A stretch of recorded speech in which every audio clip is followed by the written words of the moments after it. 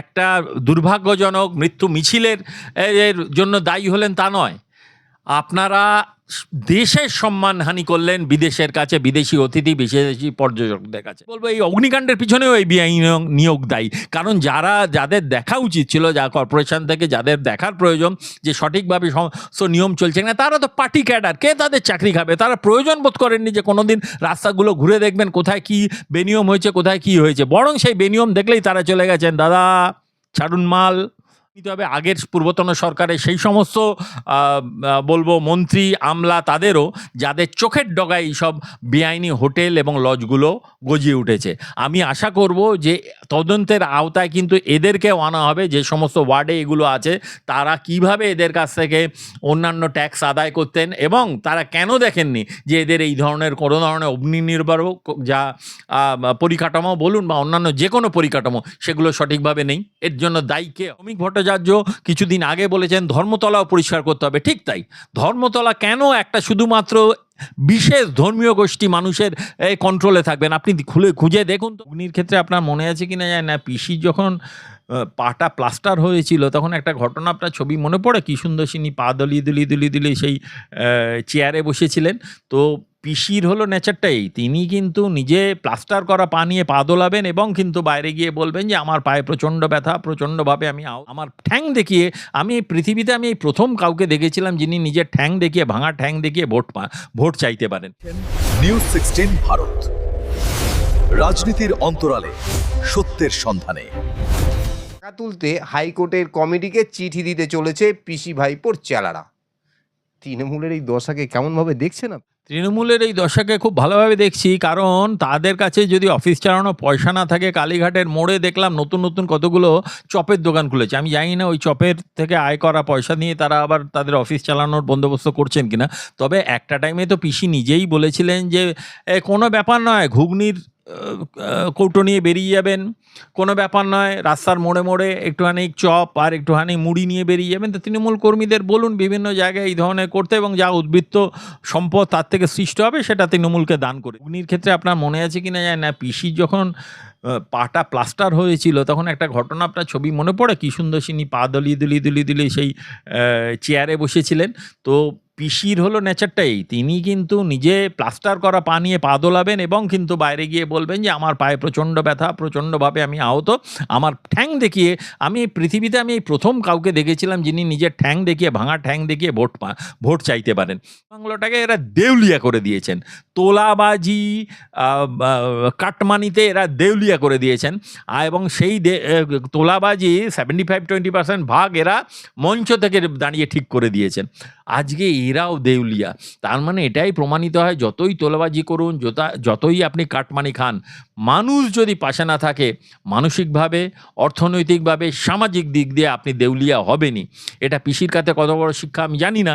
তবে যারা আজকে তৃণমূলে রয়েছেন তারা তো নিজেরাও দেখতে পাচ্ছেন রাজনৈতিকভাবে তারা দেউলিয়া, কেউ পাশে নেই।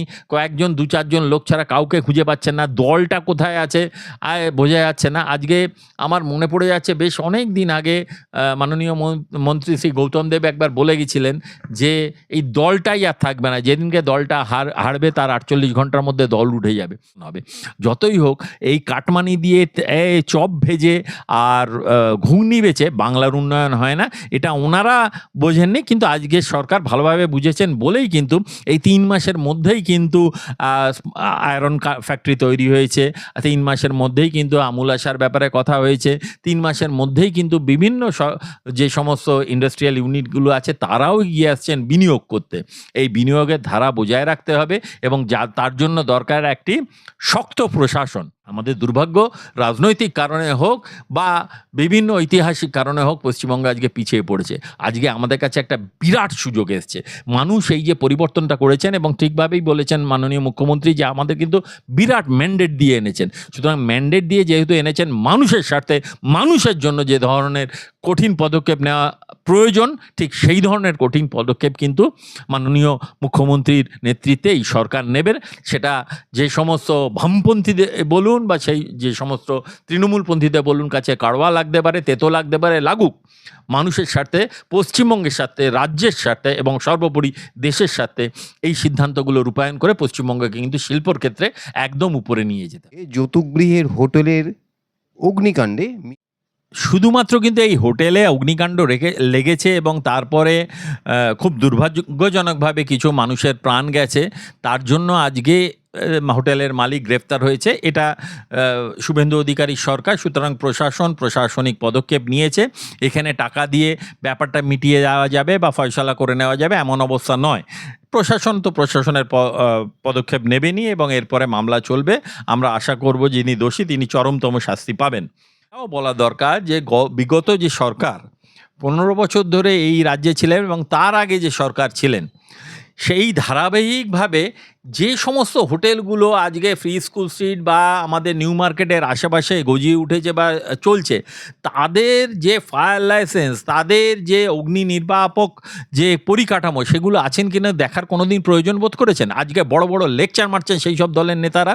আজকে একটা অগ্নিকাণ্ড হয়ে গেছে, সেটা নিয়ে আপনারা রাজনৈতিক ফায়দা তোলার জন্য চেষ্টা করেছেন, অথচ গত 15 বছরে একবারও আপনারা চেষ্টা করেছেন যে সমস্ত হোটেলগুলো বা লজগুলো আপনাদের পৃষ্ঠপোষকতায় কথাটা খুব সচেতনভাবে ব্যবহার করছি, কারণ কারা এর মালিক, কোন বাংলাদেশ থেকে কোন ধরনের লোকেরা এসে সেখানে থাকে সেগুলো একটু খোঁজ খবর নিলেই জানা যাবে।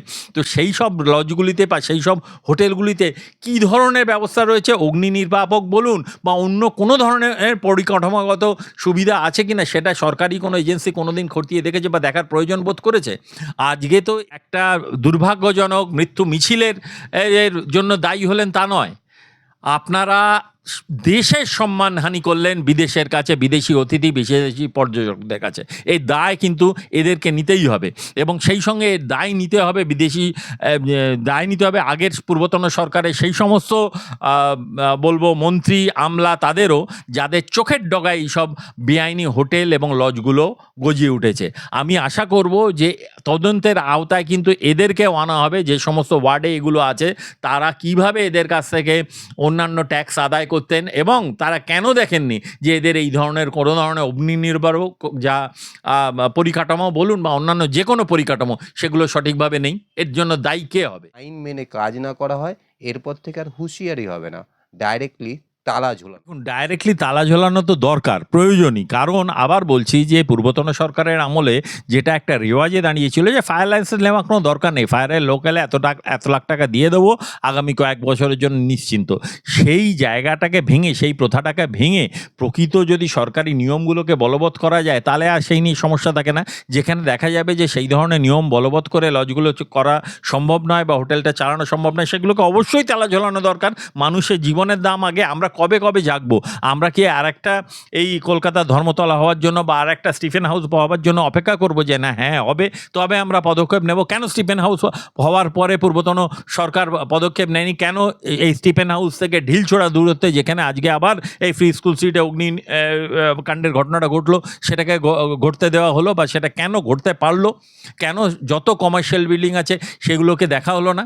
বিষয়টাও না দেখলেই নয়, পুরসভার ভুরি ভুয়ো নিয়োগ তৃণমূল জামানায়। দেখুন, তৃণমূলের আমলে সিবিআই অলরেডি একটা মামলা করেছিল আপনারা জানেন পুরদুর্নীতি নিয়ে, এবং সেই পুরদুর্নীতিতে প্রচুর কাউন্সিলর, প্রচুর এমআইসি এরা জড়িত এবং প্রচুর মন্ত্রীরাও জড়িত। সেই মামলা তো ইতিমধ্যেই চলছে, অনেকে জেলের ভাতও খেয়ে এসছেন এই মামলাতে। এবার প্রশ্নটা হলো এর ঠিক সমাধানটা কোথায়? ঘটনাটা হলো আপনি কোনো কাউন্সিলরে পরিচিত, তাকে দুম করে একটা নিয়োগপত্র দেওয়া হলো না, আপনি তার কোনো প্রতিযোগিতায় নামলেন না, আপনার আদৌ প্রয়োজন আছে, এবং সবচেয়ে বড় কথা এর মধ্যে অর্ধেক লোক ঠিকমতো অফিসে যায়নি, অথচ মাইনেটা হয়তো ঠিক নিয়ে চলে গেছে। জানি না এর মাইনের ক্ষেত্রেও আবার সেই 75-20% ভাগ ভাগ হয়ে সেটা কালীঘাটে পৌঁছেছে কিনা। কিন্তু প্রশ্নটা হলো সাধারণ মানুষের করের টাকায় পার্টি ক্যাডারদের মাইনে দিয়ে বা পার্টি ক্যাডারদের টাকা দিয়ে পুষে একটা শ্রেণী তৈরি করা হয়েছিল যাদের কাজ ছিল ভোটের সময় যেন তেন প্রকারে তৃণমূলকে জেতাতে হবে, এবং একটা তৃণমূলী গুন্ডা বাহিনী এইভাবে তৈরি করা হয়েছিল। তো এখন বর্তমান সরকার যারা এসছেন স্বাভাবিকভাবেই তারা সেই সমস্ত যে বেআইনি নিয়োগগুলো হয়েছে সেই বেআইনি নিয়োগগুলোকে রদ করবেন বলে আশা করা যায়, এবং মাননীয় শ্রীমতী অগ্নিমিত্রা পাল যেভাবে কাজ করছেন সত্যিই তা প্রশংসার যোগ্য। অনেকের কাছে সেটা বড্ড কড়া লাগছে। আসলে কি জানেন তো, হঠাৎ করে যদি আপনি অনেকটা চিনি খেয়ে ফেলেন বা অনেকটা মিষ্টি খেয়ে ফেলেন, তারপরে যদি একটা মিষ্টি খান দেখবেন সেই মিষ্টিটা আর মিষ্টি লাগবে না। তো আপনারা এতদিন ধরে এই দুর্নীতির এই ব্যবস্থা, দুর্নীতিপূর্ণ ব্যবস্থা, ত্রুটিপূর্ণ ব্যবস্থাগুলো দেখে দেখে এমন একটা জায়গায় পৌঁছে গেছেন, সেটা যখন হঠাৎ করে সাফ করা হচ্ছে তখন খুব চোখে লাগছে, লাগুক চোখে। তবু আমি বলবো এই কড়া পদক্ষেপ নেওয়া উচিত। রাস্তাঘাট পথচারীদের জন্য, ফুটপাত পথচারীদের জন্য সেটা পথচারীদেরই ফেরত দেওয়া উচিত। শ্রমিক ভট্টাচার্য কিছুদিন আগে বলেছেন ধর্মতলাও পরিষ্কার করতে হবে, ঠিক তাই। ধর্মতলা কেন একটা শুধুমাত্র বিশেষ ধর্মীয় গোষ্ঠী মানুষের কন্ট্রোলে থাকে? ধর্মতলা স্ট্রিটের মোড় অবধি চলে যান, কোথাও আপনি অন্য একটা বিশেষ ধর্মীয় সম্প্রদায় ছাড়া অন্য কোনো ধর্মীয় সম্প্রদায়ের দোকান খুঁজে পাবেন? আতশ কাজ দিয়ে খুঁজতে হবে ফুটপাতের উপর জায়গাগুলো দখল করে রেখেছে। কেন সেটা থাকবে? কেন দিনের পর দিন আমরা ছোটোবেলায় অন্তত গ্র্যান্ড হোটেলের তলাটা খালি দেখেছি, আজকে কেন এই অবস্থা হয়েছে? কাদের এই মদতে হয়েছে? গত 15 বছরে আপনি দেখুন গ্র্যান্ড হোটেলের তলাটা কি হয়ে রয়েছে। একটা বিদেশি অতিথি আসলে তার কাছে আমরা কি ভাবমূর্তি নিই। আজকে বুঝতে হবে গত 15 বছরে কোনো শিল্প, বড় শিল্প আসেনি। আজকে বিদেশি লোক নিয়ে আসছে, আজকে জাতীয় স্তর থেকে লোক নিয়ে আসছে। তারা যখন পশ্চিমবঙ্গে আসবেন, কলকাতায় আসবেন, কলকাতাটা মুখ একটা রাজ্যের, তারা কি ভাবমূর্তি নিয়ে ফেরত যাবেন? আপনারা বলতে পারেন তার জন্য কি গরিব? আরে গরিব আপনি জানেন যা তাদের কত টাকা আছে, আপনাকে এ হাটে কিনে ও হাটে বেচে দেবে এমন টাকা আছে এই সমস্ত ফুটপাতে যারা এখন ব্যবসা করেন ধর্মতলায়। স্যালুট জানাচ্ছি, সত্যিই সাধুবাদ জানাচ্ছি। তিনি এই অন্তত বক্তব্যটা রাখার সাহস দেখিয়েছেন। আগের কোনো সরকার তো বক্তব্য রাখার সাহস দেখেন, এবং আগের যে পূর্বতন মেয়র ছিলেন তিনি তো নিজে সক্রিয়ভাবে এই জায়গাগুলো বেদখল হতে সাহায্য করেছেন। তো সেই জায়গাগুলো থেকে তো আমাদের বেরিয়ে আসতে হবে, বিভিন্ন ধরনের পদক্ষেপ নিতে হবে। যেমন এই যে বেআইনি নিয়োগগুলো হচ্ছে, আমি যদি বলবো এই অগ্নিকাণ্ডের পিছনেও এই বেআইনি নিয়োগ দায়ী। কারণ যাদের দেখা উচিত ছিল, যা কর্পোরেশন থেকে যাদের দেখার প্রয়োজন যে সঠিকভাবে সমস্ত নিয়ম চলছে না, তারা তো পার্টি ক্যাডার। কে তাদের চাকরি খাবে? তারা প্রয়োজন বোধ করেননি যে কোনোদিন রাস্তাগুলো ঘুরে দেখবেন কোথায় কি বেনিয়ম হয়েছে, কোথায় কি হয়েছে। বরং সেই বেনিয়ম দেখলেই তারা চলে গেছেন, দাদা ছাড়ুন মাল। পালাবদলের পর নতুন বিজেপি সরকারের শিল্প বান্ধব নীতি রাজ্যে বিনিয়োগের নতুন স্বপ্নকে লালন করতেই মূলত এই বিশেষ সম্মেলনটির আয়োজন করা। কয়েক বছরে যদি দেখেন, অ্যাকচুয়ালি সারা ভারতবর্ষে আমরা যেটাকে বলি shifting from labour intensive methods to capital intensive techniques, industry কিন্তু সেই জায়গায় এগিয়ে গেছে। আমরা শ্রমনিবিড় পদ্ধতির থেকে কিন্তু টেকনোলজি নিবিড় পদ্ধতিতে এগিয়ে গেছি। আজকে যত দিকে দেখেন তত দিকে দেখবেন বিভিন্ন ধরনের নতুন টেকনোলজি উঠে এসছে, বিভিন্ন ধরনের নতুন সায়েন্টিফিক মেথডস উঠে এসেছে, যেগুলো ইন্ডাস্ট্রিতে অ্যাডপ্ট করা হচ্ছে। তো সেই জায়গায় দাঁড়িয়ে আমাদের পশ্চিমবঙ্গ কিন্তু অনেক পিছিয়ে ছিল। তার প্রথম কারণ হলো আমাদের শ্রমনীতিটাই ঠিক ছিল না। দ্বিতীয় কথা যেটা হলো, সেখানে আমাদের গত 15 বছর আগে যে গত 35 বছর যেটা ছিল, সেটা দায়িত্ব জ্ঞানহীন ট্রেড ইউনিয়ন নীতি যেটা ছিল, ট্রেড ইউনিয়ন আন্দোলনের ফলে যে পশ্চিমবঙ্গ কয়েক যোজন পিছিয়ে পড়েছিল অন্যান্য রাজ্য থেকে। বিজেপি এসছেন, ভারতবর্ষের অন্যান্য রাজ্যেও বিজেপি রয়েছে। এবার এই যে আমি যেটা বললাম যে shifting from labour intensive methods to capital intensive techniques, বিভিন্ন ধরনের নতুন যে সমস্ত টেকনিক্স হচ্ছে, বিভিন্ন ধরনের যে টেকনোলজিক্যাল ইনোভেশনগুলো হয়েছে, সেগুলো ইন্ডাস্ট্রিকে অ্যাডপ্ট করতে হবে। জানেন যে আমাদের আইটি সেক্টরে কিন্তু বাংলার একটা বিরাট উৎকর্ষতা রয়েছে। আজকে আপনি ব্যাঙ্গালোরে যান, হায়দ্রাবাদে যান বা অন্যান্য যে কোনো আইটি নির্ভর সেক্টরগুলোতে যান, সেখানে দেখবে প্রচুর বাঙালি চাকরি করছে। প্রশ্নটা হলো কেন তারা এখানে কাজ পাচ্ছেন না? কারণ এখানে সেই ধরনের কোনো ওপেনিংই নেই। দ্বিতীয় কথা হলো, আপনি বলছেন জমি নীতি তো একটা অদ্ভুত নীতি তৈরি হয়ে গেছিল গত 15 বছর ধরে। কি না, আপনি যদি সরকারের খুব কাছের লোক হন, আপনি খুব সহজে একদম কম দামে জমি পেয়ে যাবেন। আর যদি আপনি কাছের লোক না হন, আপনি যত ভালো ইন্ডাস্ট্রি করতে চান না কেন, আপনাকে কিন্তু জমি কোনো ধরনের সহযোগিতায় দেওয়া হবে না। আপনি আপনি বলুন টাটার মতো একটি শিল্প যদি হতো আর যে পরবর্তীকালে যে শিল্পগুলি হতো সেখানে আজকে কয়েক হাজার মানুষের হয়তো কর্মসংস্থান হতো, সেটা করতে দেওয়া হলো না। সরকার এখন এসছেন, তারা একটা নতুন দৃষ্টি নিয়ে, একটা নতুন দৃষ্টিভঙ্গি নিয়ে পুরো বিষয়টাকে দেখছেন এবং এখানে বিভিন্ন ধরনের কিন্তু ভাগ করা হয়েছে। যেখানে ধরুন আপনাদের আইটি সেক্টরের জন্য যা যা দরকার সেটা প্রয়োজন করা হচ্ছে, যেখানে ধরুন ইন্ডাস্ট্রিয়াল সেক্টরে, হেভি ইন্ডাস্ট্রিজ সেক্টর, সেটার জন্য আলাদাভাবে করা হয়েছে। MIS আছে সেইগুলোর জন্য করা হচ্ছে, যারা মিডল রেঞ্জ যে শিল্পগুলো আছে সেগুলোকে করা হচ্ছে। সুতরাং এখানে একটা কিন্তু সর্বাত্মক একটা প্রচেষ্টা চলছে যে পশ্চিমবাংলাকে কিন্তু একটা ইন্ডাস্ট্রিয়াল ম্যাপে একটা ভালো জায়গায় নিয়ে যাওয়ার জন্য। নিউজ 16 ভারত, রাজনীতির অন্তরালে সত্যের সন্ধানে।